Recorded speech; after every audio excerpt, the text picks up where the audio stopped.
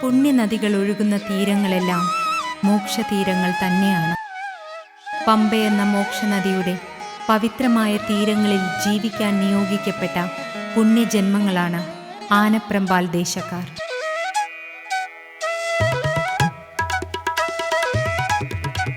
ശരണം വിളികളുടെ താളത്തിൽ പമ്പയിലേക്ക് ഒഴുകി നിറയുന്ന പുണ്യം പമ്പ വിളക്കിൻ്റെ ശോഭ പടർത്തി വിവിധ ദേശങ്ങളിലേക്കും ഒഴുകി നിറയുകയാണല്ലോ. അങ്ങനെ ആനപ്രമ്പാൽ ദേശക്കാരുടെയും ഉദയാസ്തമയങ്ങൾ പമ്പാ നദിയുടെ ദിവ്യശോഭയാർന്നതാവുമ്പോൾ ഈ ദേശക്കാരുടെ മറ്റൊരു മഹാപുണ്യം ഇവിടെ അതിപുരാതന കാലം മുതൽക്കേ നിലനിൽക്കുന്ന ആനപ്രമ്പാൽ ശ്രീ ധർമ്മശാസ്താ ക്ഷേത്രമാണ്.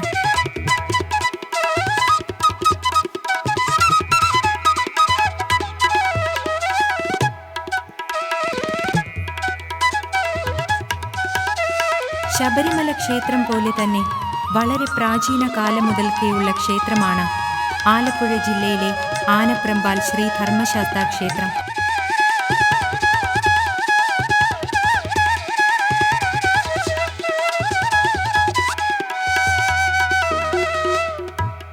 കുട്ടനാടിൻ്റെ സമീപ പ്രദേശങ്ങളിലൊന്നായ ആനപ്രമ്പാൽ ദേശം ഒരു കാലത്ത് കാർഷിക സമൃദ്ധിയുടെയും കൊയ്ത്തുത്സവങ്ങളുടെയും നാടായിരുന്നു.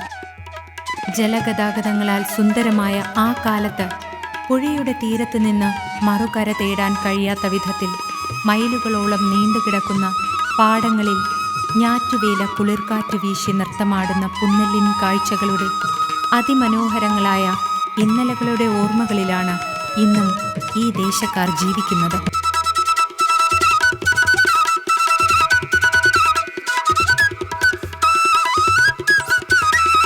പുഴയിൽ നിരനിരയായി കെട്ടിയിട്ട വഞ്ചികളിൽ പതിനായിരക്കണക്കിന് പറ നെൽക്കൂമ്പാരങ്ങളുമായി കൃഷിപ്പാട്ടിൻ്റെ താളത്തിൽ ശ്രീ ധർമ്മശാസ്താ ക്ഷേത്രത്തിൻ്റെ തീരങ്ങളിലെത്തുമ്പോൾ നാടാകെ ആനന്ദോത്സവങ്ങളാകുമായിരുന്നു.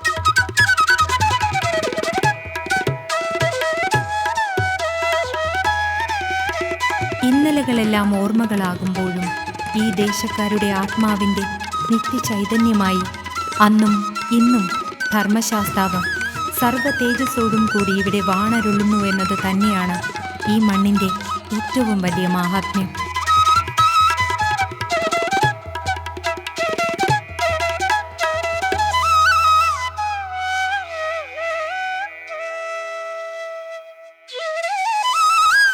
കലിയുഗവരദനും നിത്യബ്രഹ്മചാരിയുമായി ശബരിമലയിൽ ശ്രീ അയ്യപ്പൻ വാണരുളുമ്പോൾ ശ്രീ ധർമ്മശാസ്താവ് ഇവിടെ ഭാര്യാപുത്ര സമേതനായി തികച്ചും ഗാർഹസ്ഥ്യഭാവത്തിലാണ് കുടികൊള്ളുന്നുവെന്നതാണ് ഏറ്റവും വലിയ പ്രത്യേകത.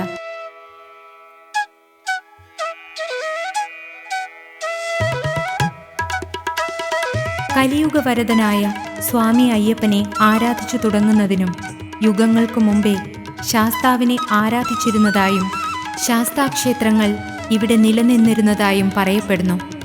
ശ്രീ ധർമ്മശാസ്താവിൻ്റെ മറ്റൊരു അവതാര രൂപം തന്നെയാണ് സ്വാമി അയ്യപ്പനെന്നും ഭക്തജനങ്ങൾ വിശ്വസിച്ചു പോരുന്നു.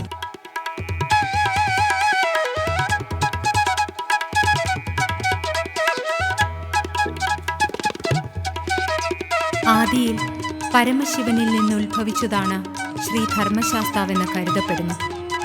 ത്രേതായുഗ കാലം മുതൽക്കേ ശ്രീ ധർമ്മശാസ്താ ക്ഷേത്രങ്ങൾ നിലനിന്നിരുന്നതായും ചില ചരിത്രങ്ങൾ രേഖപ്പെടുത്തുന്നുണ്ട്.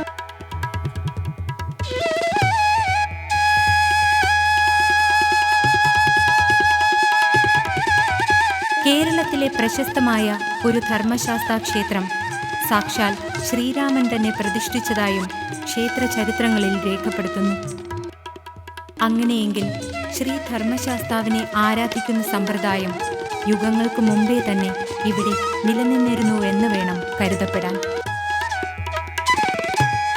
കലിയുഗവരദനായി മനുഷ്യരൂപത്തിൽ അവതരിച്ച അയ്യപ്പനും ശ്രീ ധർമ്മശാസ്താവിൻ്റെ മറ്റൊരു ശക്തിഭാവം തന്നെയാണെന്ന് ദൈവജ്ഞർ പറയുന്നു.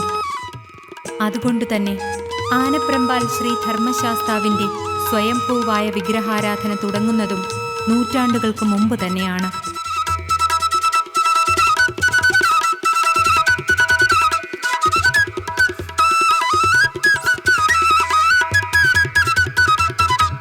പണ്ടൊരിക്കൽ വനപ്രദേശമായിരുന്നു ഇവിടം.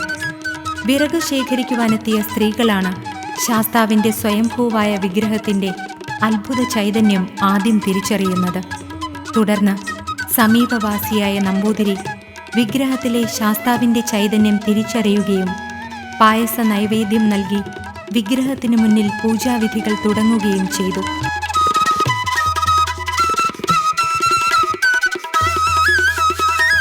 അനുഗ്രഹീതമായ പ്രകൃതിയാണ് ആനപ്രമ്പാൽ ധർമ്മശാസ്താ ക്ഷേത്രത്തിൻ്റേത്.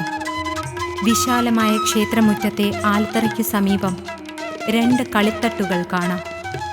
കുഞ്ചൻ നമ്പ്യാരെ പോലെയുള്ള മഹാകലാകാരന്മാരുടെ കലാരൂപങ്ങൾ അവതരിക്കപ്പെട്ട ധന്യമായ മണ്ണുകൂടിയാണിവിടം. നൂറ്റാണ്ടുകൾക്ക് മുൻപുള്ള ചരിത്രം നിറഞ്ഞു നിൽക്കുന്ന ക്ഷേത്രക്കാഴ്ചകൾ കാണുമ്പോൾ തന്നെ ഈ ദേശക്കാരുടെ ആത്മീയ പൈതൃകത്തെക്കുറിച്ച് നമുക്ക് മനസ്സിലാക്കാം.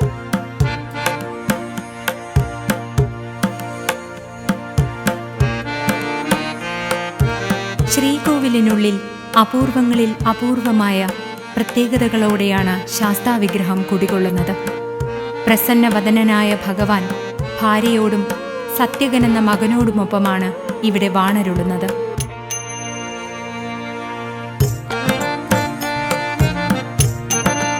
ശ്രീകോവിലിനടുത്തായി ശിവനടയുമുണ്ട്. ശിവനടയിൽ ശാസ്താവിനെ പോലെ തന്നെ വളരെ പ്രധാനപ്പെട്ട പൂജകളും നടത്തിവരുന്നു.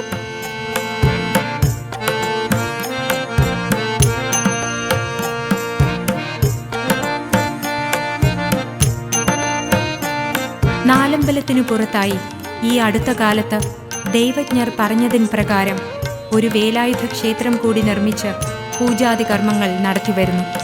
പടിഞ്ഞാറോട്ട് ദർശനമായി നിൽക്കുന്ന ക്ഷേത്രത്തിൻ്റെ നാലമ്പലത്തിനു വെളിയിൽ കിഴക്ക് ഭാഗത്തായി ഉപദൈവങ്ങളുമുണ്ട്. യക്ഷി, ബ്രഹ്മരക്ഷസ്, ശ്രീ ഭഗവതി, ഒറ്റമുലച്ചി, അറുകൊല, ശ്രീ ഭുവനേശ്വരി എന്നീ ഉപദൈവങ്ങളെ വണങ്ങി സർപ്പക്കാവിൽ കയറി സർപ്പദൈവങ്ങളെയും വണങ്ങാം.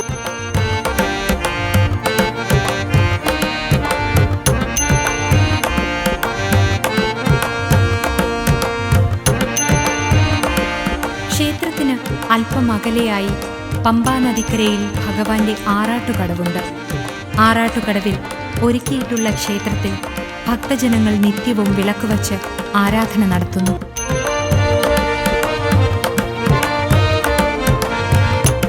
ഒരു കാലഘട്ടത്തിൽ നിറഞ്ഞാടിയ മഹാസമൃദ്ധിയുടെ തിരുശേഷിപ്പുകൾ പോലെ ക്ഷേത്രത്തിൽ പലതും സൂക്ഷിക്കപ്പെട്ടിരിക്കുന്നു. അതിൽ പ്രധാനപ്പെട്ടത് 100 കണക്കിന് വർഷങ്ങൾ പഴക്കമുള്ള ചീനഭരണികളാണ്.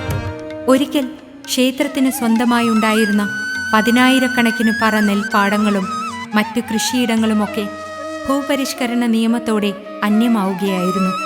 ഒരിക്കൽ ക്ഷേത്രത്തിന് സ്വന്തമായി ഉണ്ടായിരുന്ന നെല്ലും നാളികേരവുമൊക്കെ കളപ്പുരയിൽ കൂട്ടിവയ്ക്കുക മാത്രമായിരുന്നില്ല, മറിച്ച് ദാരിദ്ര്യ കാലഘട്ടങ്ങളിൽ അത് സമൂഹത്തിന് ഗുണപരമായ രീതിയിൽ ദേശക്കാർക്കെല്ലാം സദ്യ നൽകുകയും നെല്ലും നാളികേരങ്ങളും ആവശ്യമുള്ളവർക്ക് വിതരണം ചെയ്യുകയും ചെയ്തിരുന്നു. ഈ പാരമ്പര്യം ഇന്നും പിന്തുടരുന്ന രീതിയിൽ തന്നെയാണ് ക്ഷേത്രത്തിൻ്റെ പ്രവർത്തനങ്ങൾ തുടരുന്നത്.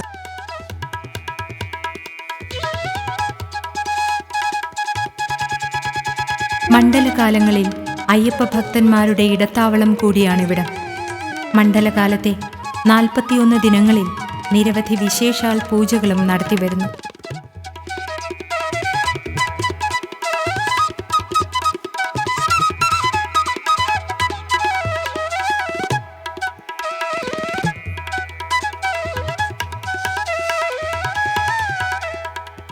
അന്തിവിളക്കുകൾ തെളിയിക്കുവാനും ദീപാരാധനയിൽ പങ്കുചേരുവാനുമായി ക്ഷേത്രമുറ്റത്തേക്ക് ഭക്തജനങ്ങൾ എത്തിച്ചേർന്നു തുടങ്ങി.